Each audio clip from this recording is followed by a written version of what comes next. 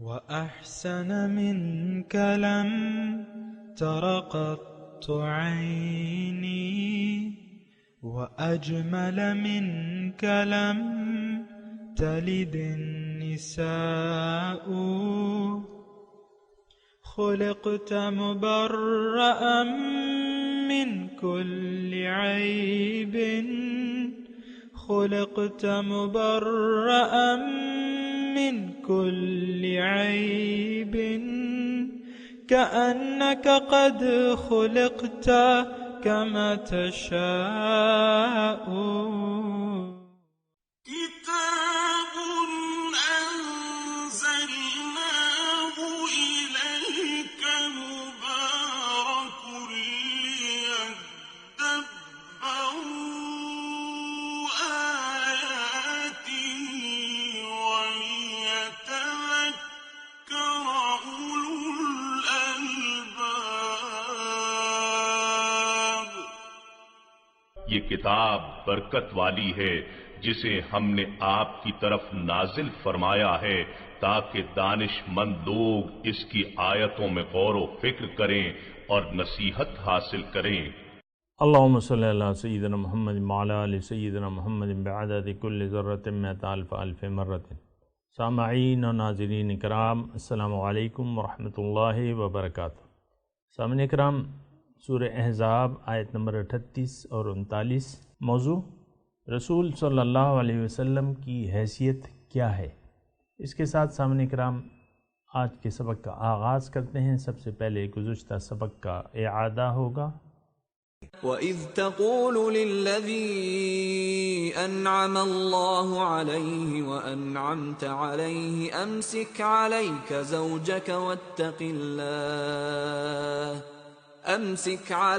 زَوْجَكَ وَاتَّقِ اللَّهَ وَتُخْفِي فِي نَفْسِكَ مَا اللَّهُ مُبْدِيهِ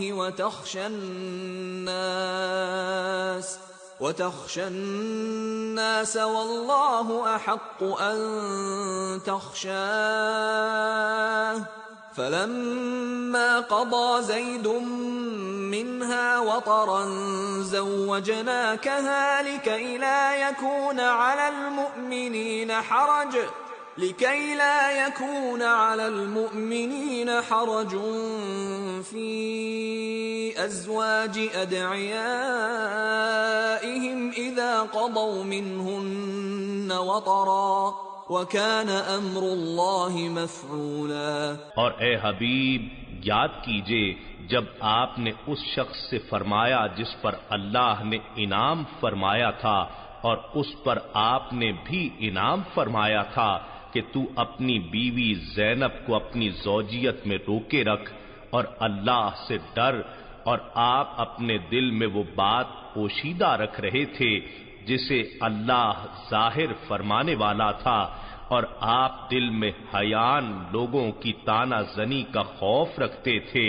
اے حبیب، لوگوں کو خاطر میں لانے کی کوئی ضرورت نہ تھی، اور فقط اللہ ہی زیادہ حقدار ہے کہ آپ اس کا خوف رکھیں، اور وہ آپ سے بڑھ کر کس میں ہے.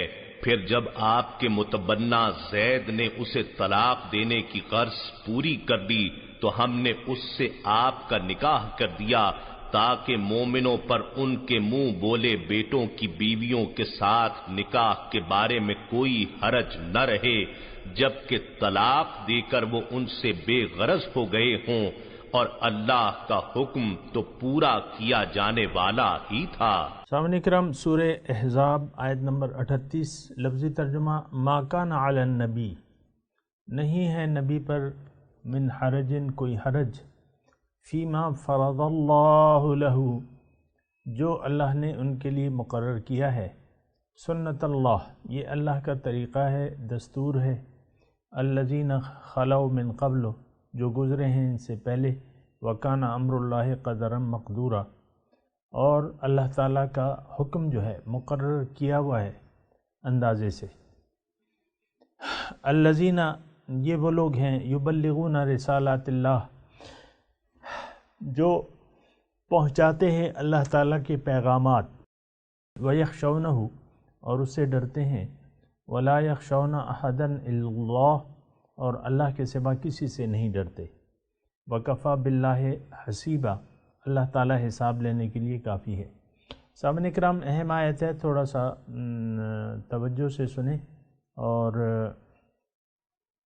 اس میں جو موضوعات ہیں ان دو آیات میں، ایک تو یہ ہے کہ اللہ تعالیٰ نے جو فیصلہ کیا ہوا ہے، جو پہلی آیت ہم نے پڑھی ہے، ما کان علی النبی من حرج فیما فرض اللہ لہ، جو اللہ تعالیٰ نے فیصلہ کیا ہے تو اس میں کوئی حرج نہیں ہے، یعنی نبی جو ہے اللہ تعالیٰ کے فیصلوں کو نافذ کرنے کے لیے پابند ہے اور وہ پابند کرے گا، اور اللہ تعالیٰ کے جو فیصلے ہیں وَكَانَ أَمْرُ اللَّهِ قَدَرًا مَقْدُورًا، اور اللہ تعالیٰ کے فیصلے جو ہیں وہ طے شدہ ہیں، پہلے سے ہیں، یعنی ان میں کوئی تبدیلی نہیں ہو سکتی۔ سامعین اکرام، یہ بہت اہم بات ہے۔ دیکھیں، قرآن حکیم ہے، مختلف اس میں اقوال ہیں، احکامات ہیں، مختلف احکامات ہیں، اور یہ احکامات جو ہیں یہ آج سے نہیں ہیں۔ آپ کو معلوم ہے سامعین اکرام، یہ بات آپ کے ذہن میں ہونی چاہیے کہ قرآن قدیم ہے، یہ اللہ تعالیٰ کی صفت ہے، اور صفت الہیہ جو ہیں وہ تمام قدیم ہوتی ہیں، وہ مخلوق نہیں ہیں، حادث نہیں ہیں۔ قرآن پاک اس طرح اللہ تعالیٰ کا کلام ہے اور یہ قدیم کلام ہے۔ ہماری ذہن کی اپروچ تو کم ہے، لیکن یہ ہے کہ انسان سوچ سکتا ہے نا، ایک لے مین جو ہے وہ یہ سوچ سکتا ہے کہ بھئی ابھی کائنات نہیں بنی ہے یا انسان نہیں بنا ہے، تو یہ احکامات پہلے سے کیسے؟ تو یہ بات ہمارے سمجھ سے بالاتر ہے، یعنی جو کم فہم لوگ ہیں وہ عام طور پہ تھوڑا سا اس پہ وہ کرتے ہیں۔ لیکن یہ ہے کہ دیکھیں، نبی پہ جو قرآن اترنا ہے وہ لکھا ہوا ہے، جو احکامات آنے ہیں وہ لکھے ہوئے ہیں۔ وَكَانَ أَمْرُ اللَّهِ قَدَرًا مَقْدُورًا، یہ اس میں نقطہ ہے کہ اللہ تعالیٰ نے جو احکامات انسان کے لیے پسند کیے ہیں، یا ہدایت کا جو طریقہ یا زندگی گزارنے کا جو طریقہ اللہ تعالیٰ نے انسان کے لیے متعین کیا ہوا ہے، وہ قدیم ہے۔ یہ نہیں کہ بس جو ہے وہ نئے نئے احکامات آئیں۔ یہ جو آپ پڑھتے ہیں نا، مطلب شراب کی حرمت، مثال کے طور پہ عرض کر رہا ہوں، شراب کی حرمت جو ہے ایک دم حکم آئے نہیں، تو حکم تو اللہ تعالیٰ کا پہلے سے موجود ہے کہ شراب حرام ہے، لیکن یعنی جو زمانہ تھا، جس زمانے میں نزول ہو رہا تھا، وہاں شراب جو ہے پانی کی طرح پی جاتی تھی، اور ایک دم چھوڑنا جو ہے وہ محال ہوتا۔ اللہ تعالیٰ پہلے سے باخبر ہے انسان کی، تو اس نے پھر وہ احکامات جو ہیں وہ تدریج سے نازل فرمائے ہیں، یا اسی میں یہ تنسیخ اور اس کا جو مسئلہ ہے ناسخ اور منسوخ کا، یہ بھی اسی طرح ہے۔ اللہ تعالیٰ نے ایک حکم نازل کر دیا، پھر اس کو بدل کے ما ننسخ من آیت او ننسہا نأتی بخیر منہا او مثلہا، تو یہ بھی ایسا کوئی مسئلہ نہیں ہے۔ تو اسی طرح شریعت کے تمام احکامات وَكَانَ أَمْرُ اللَّهِ قَدَرًا مَقْدُورًا میں آتے ہیں، اللہ تعالیٰ کے احکامات پورے ہیں۔ اسی لیے ہم کہتے ہیں کہ شریعت میں آج تبدیلی کی گنجائش نہیں ہے، روز قیامت تک نہیں رہے گی۔ یہ ایک دین ہے اور یہ ایک طریقہ ہے۔ اس میں بعض جو ہمارے فلاسفر حضرات ہیں نا، وہ کہتے ہیں کہ بھئی زمانے کے مطابق اب اجتہاد کی ضرورت ہے۔ ٹھیک ہے، فقہی معاملات میں اجتہاد ہو سکتا ہے، اجتہاد کا دروازہ کھلا ہوا ہے، قرآن اور حدیث سے آپ مسائل لے سکتے ہیں، اخذ کر سکتے ہیں، لیکن یہ کہ شریعت جو ہے وہ تو ناقابل تبدیل ہے، تو اور نبی بھی اس کا پابند ہے، ہم مسلمان بھی اس کے پابند ہیں۔ آپ سمجھ رہے ہیں نا، ما کان علی النبی من حرج فیما فرض اللہ، یعنی حضور کے بعد تمام صلحائے امت جو ہیں یا علماء امت جو ہیں وہ اس بات کے پابند ہیں کہ اللہ تعالیٰ کا حکم سنائیں گے اور اس کو ایز اٹ از نافذ کریں گے، اور اس میں کوئی تبدیلی نہیں ہوگی۔ اسی لیے تو ہم کہتے ہیں نا کہ کل بدعۃ ضلالہ، ہر نیا کام جو ہے وہ گمراہی ہے۔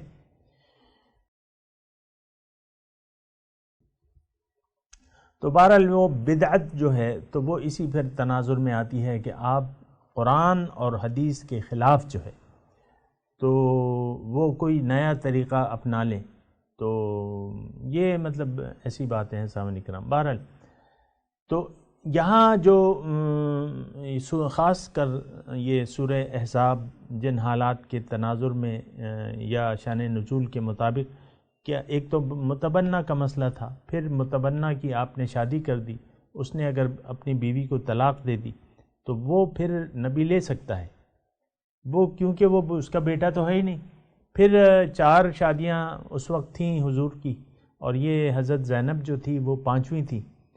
تو یہ اس کا مطلب یہ ہے کہ اللہ تعالیٰ نے اگر ایک فیصلہ کر دیا ہے، یعنی فلما قضا زید منہا وطرن، یہ ابھی ہم نے پڑھی ہے نا، فلما قضا زید منہا وطرن زوجنا، کہا ہم نے اے نبی آپ کے نکاح میں دے دی وہ عورت، حضرت زینب کو آپ کے نکاح میں دے دیا۔ تو اب اللہ تعالیٰ نے دے دیا تو اس میں اعتراض کی کیا بات ہے؟ اگر کوئی کرے، ہمارا تو کوئی اعتراض نہیں ہے، مسلمانوں کا تو ہو ہی نہیں سکتا۔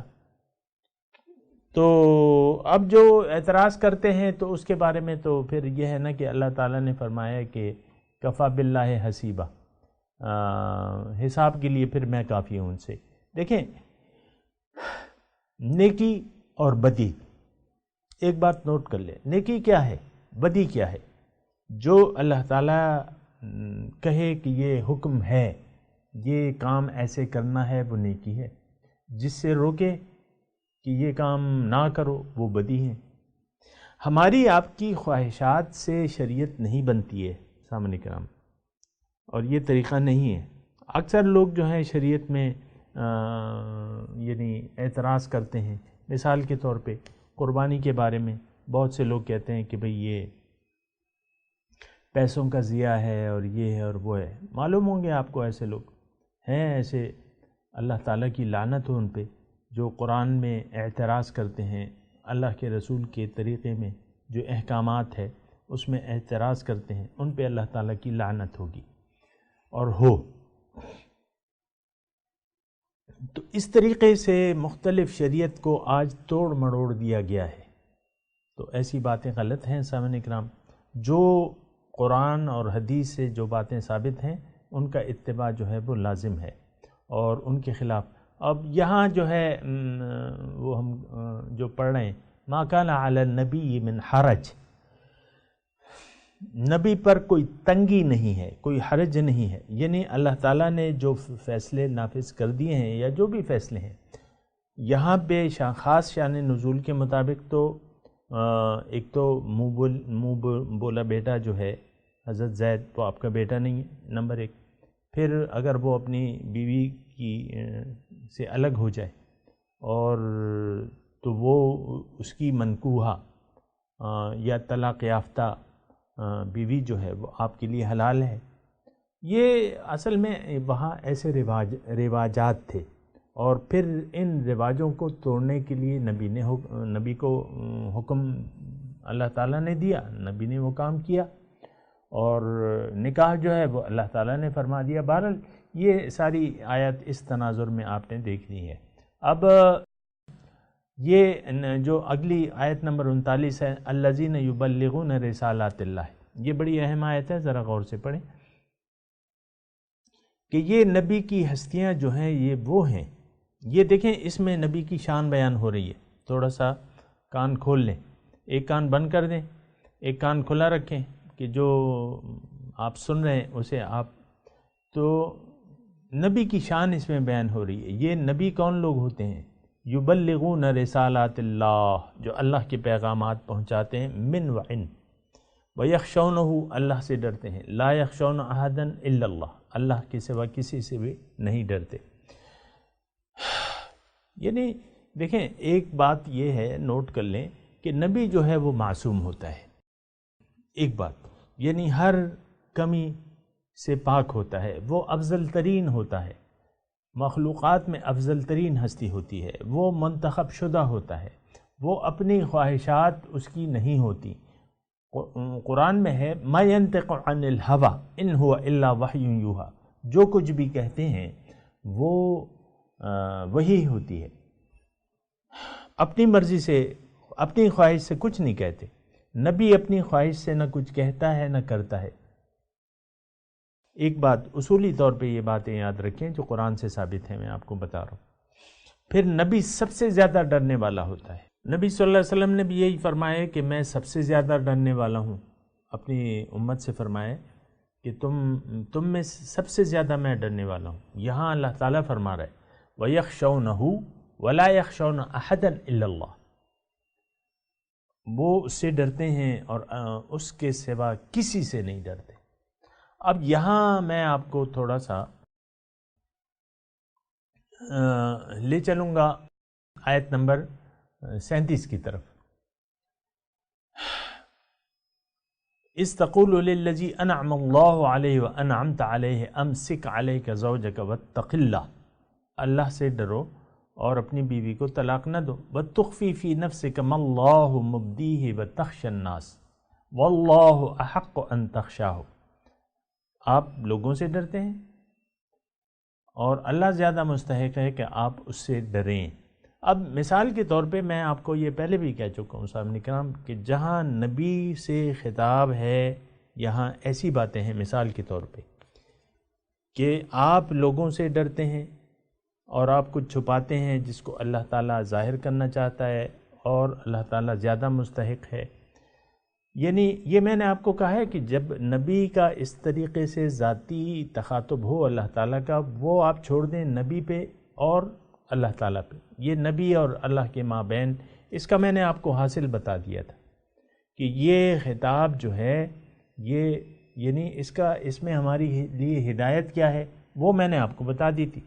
اب اس کے علاوہ آپ نے اس میں زیادہ سوچنا نہیں ہے، آپ نے دیکھنا ہے کہ حقیقت کیا ہے. تو حقیقت بیان ہو رہی ہے آیت نمبر 39 میں کہ رسول جو ہے اپنی رسالت کی ڈیوٹی پوری ادا کرتے ہیں اور اس سے ڈرتے ہیں اور اس کے سوا کسی سے نہیں ڈرتے. وَيَخْشَوْنَهُ وَلَا يَخْشَوْنَ أَحَدًا إِلَّا اللَّهُ. اب اس میں آپ نبی کی شان ان آیات کے تناظر میں دیکھیں تو نبی جو ہے آپ یعنی میری گزارش یہ ہے کہ نبی کے جو آداب ہیں بہت بڑے ادب کا تقاضا ہے. نبی کی ذات جو ہے سب سے زیادہ محترم معزز احترام والی ذات جو ہے وہ ہمارے نبی کی ہے صلی اللہ علیہ وسلم. دیکھیں ہم تو امتی ہیں، ہم تو ان کے امتی ہیں، ہمیں تو ان کے در سے خیرات ملتی ہے، ہم تو ان کے در کے بھکاری ہیں. سارا دین تو اللہ کے رسول نے ہمیں دیا ہے. تو اللہ کے رسول کی جو شان ہے عظیم الشان، وہ اس کے بارے میں آپ نے بڑی احتیاط سے کام لینا ہے، بڑی احتیاط سے. اور یہ دیکھیں یہ میں نہیں کہہ رہا، یہ اللہ تعالیٰ نے قرآن میں فرمایا ہے کہ لا ترفعوا اصواتکم فوق صوت النبی. احترام آپ دیکھیں، لا ترفعوا اصواتکم فوق صوت النبی کجہر بعضکم لبعض ان تحبط اعمالکم وانتم لا تشعرون. جیسے کہ آپس میں تم لوگ اے لوگوں بات کرتے ہو ایسے نبی سے بات مت کیا کرو، آہستہ آواز میں، ان کی آواز سے اپنی آواز بلند نہ کرو. ایسا نہ ہو کہ تمہارے اعمال ضائع ہو جائیں اور تم دیکھتے رہ جاؤ، تمہیں پتہ بھی نہ چلے. ان تحبط اعمالکم وانتم لا تشعرون. تو یہ میں آپ کو کہہ رہا ہوں سامعین اکرام بہت محترم اور معزز ہے. نبی کی ذات، ان کا نام لینا بہت احترام سے، بہت احترام سے. کیونکہ دیکھیں سب سے زیادہ معزز، محترم اور محبوب مخلوقات میں ہمیں حضور صلی اللہ علیہ وسلم کی ذات ہے. جب بھی آپ ان کے متعلق کوئی تذکرہ کریں، کوئی نام لیں، چاہے وہ قرآن میں کوئی آیت ہی کیوں نہ ہو. اب جیسے کہ مثال کے طور پہ میں نے آپ کو مثال دی آیت نمبر 37 میں تو وہ چھوڑ دیں معاملہ اللہ تعالیٰ پہ اور اس کے رسول پہ، اس کے متعلق مزید بات نہ کریں مزید بات نہ کریں اس پہ کہ یہ ایسی آیت ہے یہ ایسی آیت ہے. وہ معاملہ اللہ تعالیٰ اور اس کے رسول پہ، رسول مخاطب ہیں، اللہ تعالیٰ مخاطب کر رہا ہے اپنے حبیب کو. یہ معاملہ چھوڑ دیں، حقیقت دیکھیں ہے کیا، اصل میں نبی کی شان ہے کیا. ابھی میں نے آپ کو بتایا کہ لا ترفعوا اصواتکم فوق صوت النبی. نبی تو محبوب ترین ہستی ہوتا ہے مخلوقات میں صاحب ایمان لوگوں کے لیے. اللہ تعالیٰ اللہ کے رسول فرماتے ہیں حتی اکون لا یؤمن احدکم حتی اکون احب الیہ من والدہ وولدہ والناس اجمعین. تم میں سے کوئی شخص مومن ہو نہیں سکتا جب تک میں اس کو محبوب نہ ہو جاؤں اس کے والدین سے، اس کی اولاد سے اور تمام لوگوں سے زیادہ. تو رسول کی ذات کا جہاں تک تعلق ہے تو بہت احتیاط سے کام لینا چاہیے. ہمیں تو ان کی در کی خیرات ملتی ہے، ہم تو ان کے در کے بھکاری ہیں. ابھی میں آپ کے سامنے اس کا تھوڑا سا تلاوت کرتا ہوں تاکہ ساری جو پوزیشن ہے آپ کے سامنے آ جائے. ما کان علی النبی من حرج، نبی پر اس کام میں کوئی حرج نہیں ہے. فیما فرض اللہ لہ، جو اللہ تعالیٰ نے ان کے لیے مقرر کر دیا ہے، یعنی جو حکم اللہ تعالیٰ نے، جو فیصلے اللہ تعالیٰ کے ہیں. حقیقت میں تو فیصلے اللہ کے ہوتے ہیں اور قانون تو اللہ تعالیٰ کا ہے، احکامات اللہ تعالیٰ کے ہیں. تو اللہ تعالیٰ کا ایک حکم ہے، ایک طریقہ کار ہے، تو وہ نبی کے لیے سب سے پہلے ہے کہ اور یعنی نبی کو اس کے نافذ کرنے میں کوئی تنگی نہیں ہے. یعنی جو حکم ہوگا نبی اس کو نافذ کرے گا.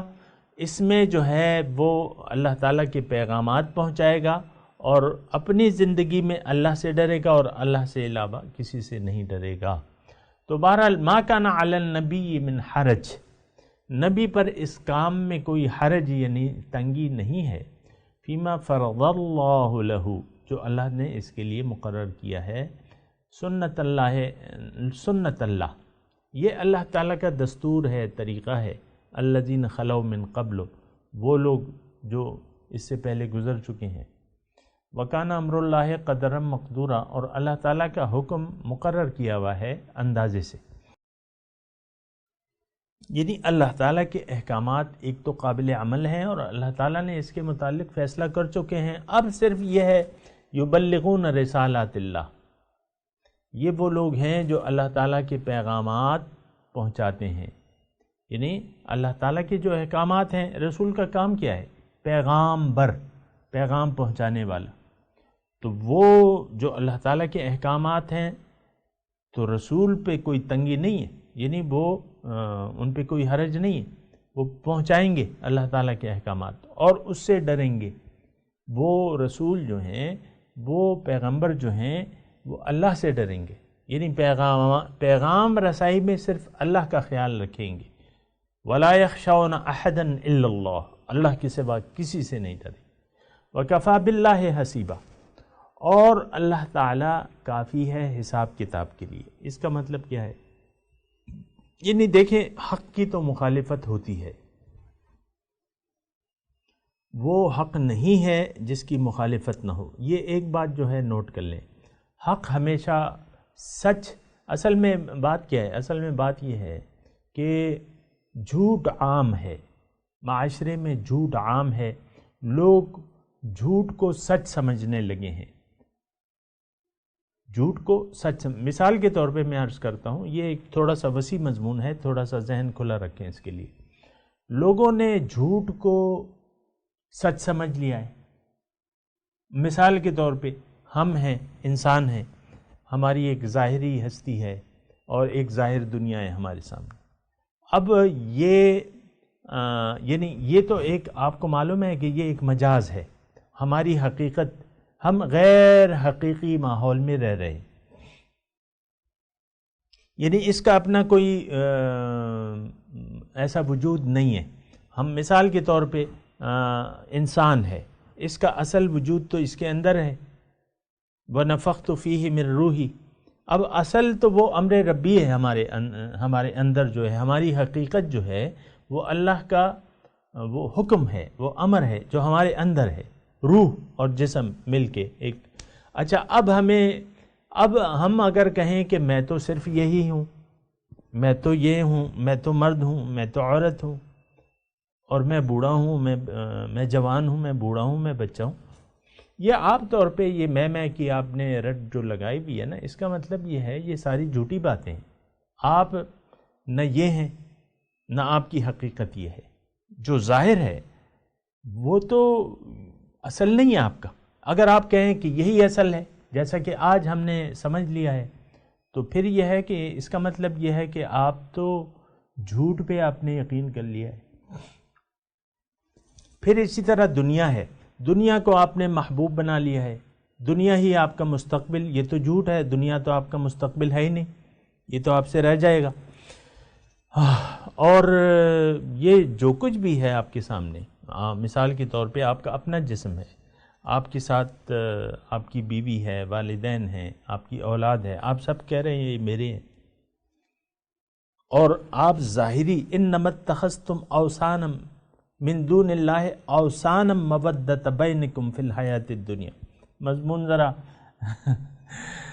ہے بہرحال دلچسپ تو ہے۔ تو یہ ہے کہ ابراہیم علیہ السلام کہتے ہیں لوگوں تم نے تو ظاہر بت بنا لیے ہیں اپنے لیے، اس کو محبت کا ذریعہ بنا لیا ہے، یہ میری بیوی ہے، یہ میرے بچے ہیں، اس سے میں محبت کرتا ہوں۔ اب یہ تو بت ہے، کچھ بھی نہیں ہے تمہارا۔ روز حشر جو ہے اکیلے دوڑتے پھرو گے، بیٹا باپ سے بھاگے گا، بیوی شوہر سے بھاگے گی، باپ بیٹے سے بھاگے گا، کچھ بھی نہیں ہوا تمہارا تو کچھ۔ وہ مال و دولت جو چھوڑ کے گئے تھے وہاں تو اس کو تپا کے جو ہے تمہیں داغا جائے گا، وہ تو تمہارا ہے ہی نہیں، اس کے ذریعے تمہیں داغا جائے گا اور کوئی کام نہیں آئے گا، اللہ کے سوا تمہارا کوئی مددگار نہیں ہے۔ تو یہ سب کچھ جو تم نے بت بنایا ہوا ہے یہ تو غیر حقیقی ہے، حقیقت تو اللہ ہے، ٹھیک ہے۔ تو یہ بات ہے کہ یہ جھوٹ جو ہے وکفا باللہ حسیبہ پہ میں بات کر رہا تھا کہ جو لوگ جھوٹ، جو بات میں کر رہا تھا وہ یہ تھی کہ ہمیشہ حق کی مخالفت ہوئی ہے، اور میں یہ کہہ رہا ہوں کہ وہ جب ایک جھوٹوں کے سامنے اگر کوئی سچ بولنا شروع کر دے تو لوگ تو اس کی تائید نہیں کریں گے، لوگ تو اس کی اکثر لوگ مخالفت کریں گے۔ اور وَلَقَدْ كُذِّبَتْ رُسُلٌ مِّن قَبْلِكَ، آپ سے پہلے بھی سارے رسولوں کی تکذیب ہوئی ہے۔ تو یہ یعنی اب میں ذرا ٹائم کم ہے، میں خلاصہ آپ کے سامنے بیان کرتا ہوں اس گفتگو کا۔ یعنی شان نزول کے مطابق جو بھی حالات تھے، حضرت زینب کا تھا، حضرت زید کا تھا، وہ غلام تھے، پھر وہ اس طرح نا، تو یہ مخالفتیں، پھر حضور کی 4 بیویاں تھیں، 5ویں وہ کر رہے تھے مثال کے طور پر، یہ سارے حالات مخالفتیں۔ اب اللہ تعالیٰ فرما رہا ہے کہ یہ اس کی کوئی پرواہ، یعنی ان سے حساب لینے کے لیے میں کافی ہوں، وَكَفَى بِاللَّهِ حَسِيبًا۔ بہرحال تو ابھی میں تلاوت کرتا ہوں، میرے ساتھ ہو رہی ہے اعوذ باللہ من الشیطان الرجیم، بسم اللہ الرحمن الرحیم۔ ما کان علی النبی من حرج، ترجمہ سنا دیں، ٹائم تھوڑا ہے سامعین کرام۔ ما کان علی النبی من حرج، نہیں ہے نبی پر کوئی حرج، فیما فرض اللہ لہ، جو اللہ نے ان کے لیے مقرر کیا ہے، یعنی جو احکامات ان کے امت تک پہنچانے کے لیے نبی میں کوئی تنگی نہیں ہے۔ سنت اللہ، یعنی وہ پہنچائیں گے، سنت اللہ فی الذین خلو من قبل، یہی دستور رہا ہے اللہ کا جو گزرے تھے پہلے۔ وکان امر اللہ قدرا مقدورا، اور یقیناً اللہ کا حکم مقرر کیا ہوا ہے اندازے سے۔ للذین یبلغون رسالات اللہ، یہ وہ لوگ ہیں جو پہنچاتے ہیں اللہ تعالیٰ کے پیغامات، ویخشونہ، اور اس سے ڈرتے ہیں، ولا یخشون احدا الا اللہ، اور اللہ کے سوا کسی سے نہیں ڈرتے. کفا باللہ حسیبا. مخالفین کے حساب کے لیے اللہ کافی ہے. یعنی ہم اپنا جو پیغمبر ہے یا نائبین وہ اپنا کام کرتے جائیں گے، مخالفین سے نبٹنے کے لیے اللہ تعالیٰ کافی ہے. یہ مضمون. اب ان آیات کی تلاوت اور ترجمہ. ما كان على النبي من حرج فيما فرض الله له سنة الله في الذين خلوا من قبل وكان أمر الله قدرا مقدورا. There is no blame on the Prophet regarding what God has ordained for him. Such is the pattern of God among those who passed before. The command of God is an absolute decree. الذين يبلغون رسالات الله ويخشونه ولا يخشون أحدا إلا الله وكفى بالله حسيبا. Those who deliver the messages of God and fear Him and never fear anyone except God. God is sufficient as a reckoner. سامعین اکرام، اس کے ساتھ ہی آج کے درس کا وقت اختتام کو پہنچا. اگلے درس میں انشاءاللہ ملاقات ہوگی. وآخر دعوانا ان الحمد للہ رب العالمین. والسلام علیکم ورحمۃ اللہ وبرکاتہ.